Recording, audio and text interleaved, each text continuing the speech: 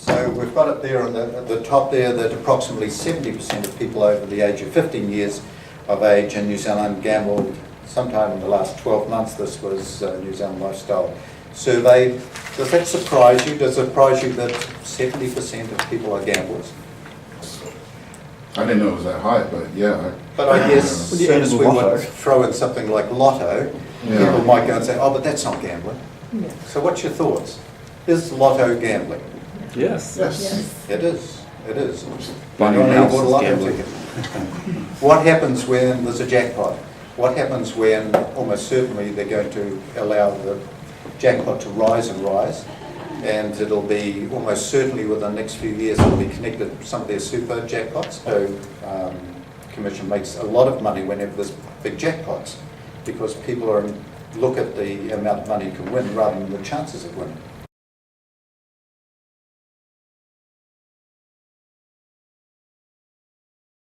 Really surprising. What about stock investment?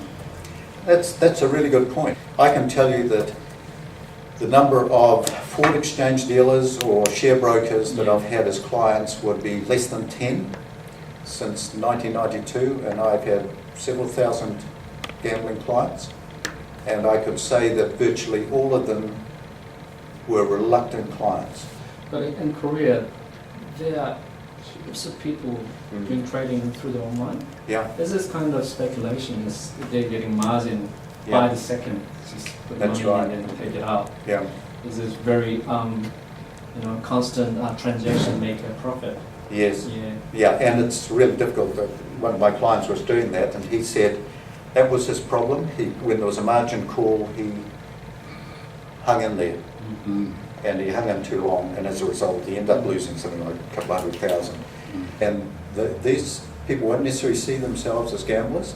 They'll see themselves as having high levels of skill, Mm. and there is skill. A lot of gambling has skill. A lot of gambling doesn't have any skill, like electronic gambling machines. How many people think there's a lot of skill there, or even any skill? No skill? You're absolutely right. They're pre-programmed, and there is no skill possible in that. What about roulette? There's no skill, right? Any skill? Absolutely no skill whatsoever. You will lose. Do you keep playing roulette long enough, you will lose. Mm. But it has a whole lot of reasons why people keep playing it and believe it. Mm. When it comes down to others, horse racing. Any skill?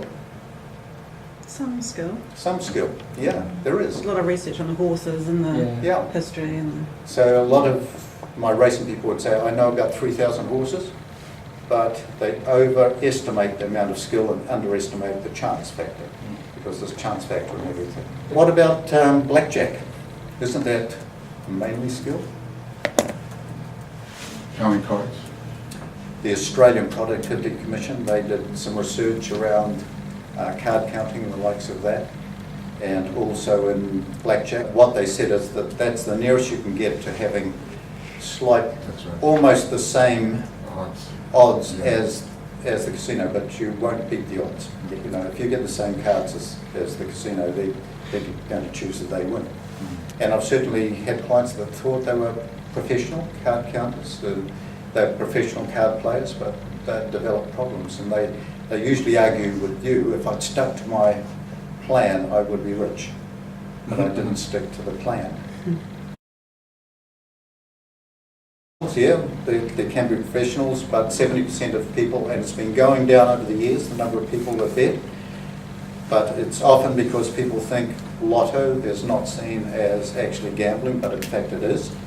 And I've certainly had clients that have spent probably thousands a week on lotto, and certainly it's controlled their lives. If you look into lotto isn't just lotto, is it? It's got daily keno and it's got scratch tickets. Scratch tickets have got different rules around, you know, it's 20 years of age to go into a casino, 18 years of age to gamble on electronic gambling machines or racing industry. But if you're going to buy there's actually no restriction on lotto, believe it or not, even though they go and say there is, by law there isn't. You can choose not to sell the tickets, but the one restriction is on Instant Kiwi. Instant Kiwi has to be 18 years of age.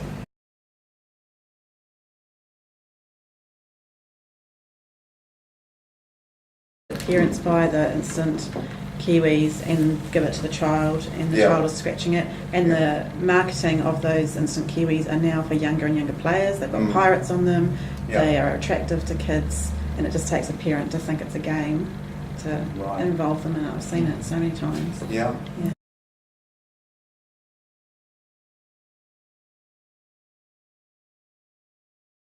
So, it says 70% of people aged over 15 years old gambled, and are we talking about that as being the thing that these guys would be gambling? Because I don't understand what other games that they would legally be able to do. Oh, online games, or Oh, just most of them online. online would you just go and say, are you 18 years of age? And yes, and you're off.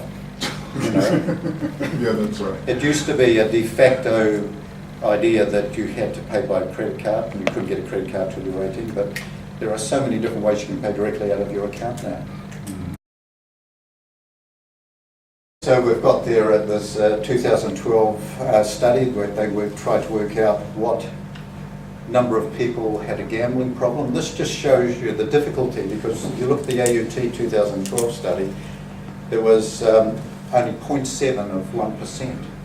This is 2012, had a gambling problem in New Zealand. 1.8% had a moderate problem, and then you had 5% of people who had a low risk problem, but still some risk.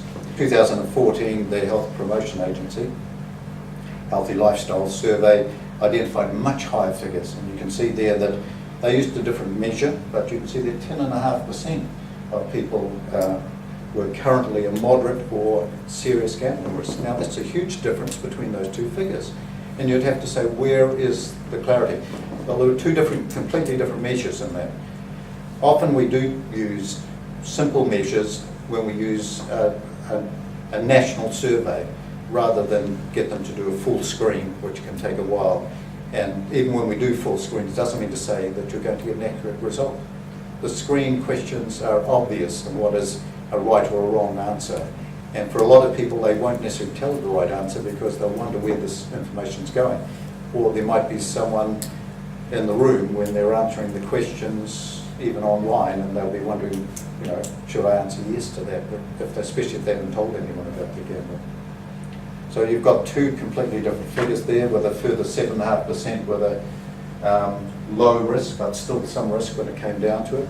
And you can see there right at the bottom that Marion Pacific peoples were identified as having a greater risk. People think it's also because of poverty, that certain cultures are less likely to be wealthy.